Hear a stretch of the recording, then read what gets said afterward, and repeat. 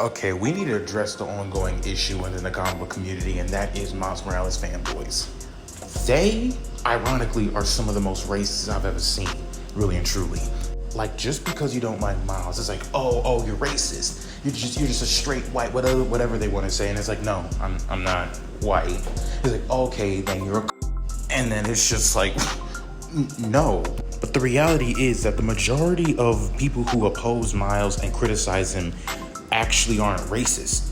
The majority of them aren't. The vast majority aren't. Now, before we go forward, I just want to make something clear. There's a difference between Miles Morales fanboys and Miles Morales enthusiasts. Miles Morales fanboys think that he's perfect the way he is, and if you don't like him, you're racist, and if you try to criticize him, you're racist. Miles Morales enthusiasts, on the other hand, actually have a brain. They see that Miles has potential, yet still the Marvel isn't doing a good job of making him more original than he can be. Miles Morales fanboys, on the other hand, will ignore Miles' blatant copy of umpteen million different Peter plot points. And then they'll cover it and say, oh, but all Spider people share similar points to Peter.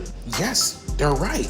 But Miles isn't similar. He copies him so many times. Peter had his Spider-Man No More moment. So did Miles. Peter had his own clone saga. So did Miles. From the clone saga, Peter got a clone that became an ally. So did Miles. No one has copied Peter that much.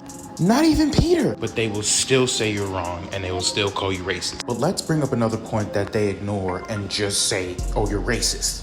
Miles is pushed so much in Marvel media, even during the era where no one liked him, that he's just constantly pushed. Without a shadow of a doubt, he will always be getting an ongoing comic book series.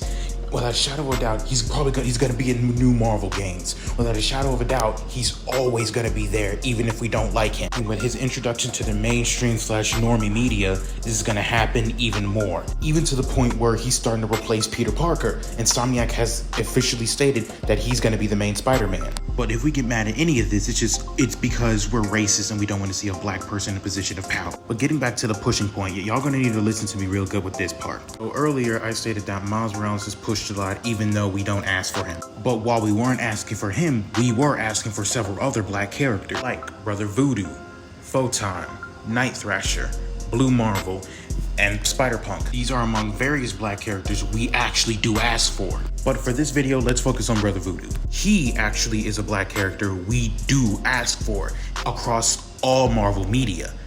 For example, in the most recent Ultimate Alliance game, they had Miles Morales, but they didn't have Brother Voodoo. Now, this could have been choked up to, okay, well, they're only including the most popular characters and ones people know in the mainstream. But that freaking goes out the window once they had Elsa Bloodstone. You need to be a comic fan in order to know who she is and appreciate her being in the game. But adding a guy who literally took the place of Doctor Strange for an extended period of time would have been too much. But without fail, Miles is there. And here's the kicker.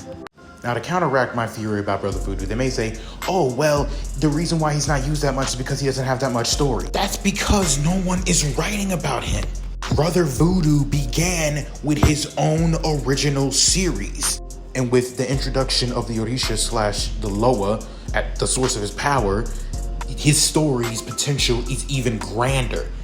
And it's not like they forgot. Anansi was one of the first spider people, and he's one of the voodoo gods. And he's still around. So they can give him an entire section of the Marvel Universe as a story. But do they do that? No. And yet, through what all I explained, I'll still be called racist. And I don't want to see black people in a position of power. Like, do you not see my profile picture and my channel banner? I am making a diverse manga. I support original projects that are uplifting black people. I support fellow authors who are trying to bring more diversity so we don't have to accept lazy characters like Miles. What are you doing? Oh, and here's my favorite counter argument of theirs. They'll say mess like, oh, you must not like Green Lantern, or oh, you must not like Ghost Rider, you must not like the Flash family or Blue Beetle. And it's like, if you know of those things, then you know why we don't like Miles. First off, being a Green Lantern and a Ghost Rider isn't like being a Spider Person.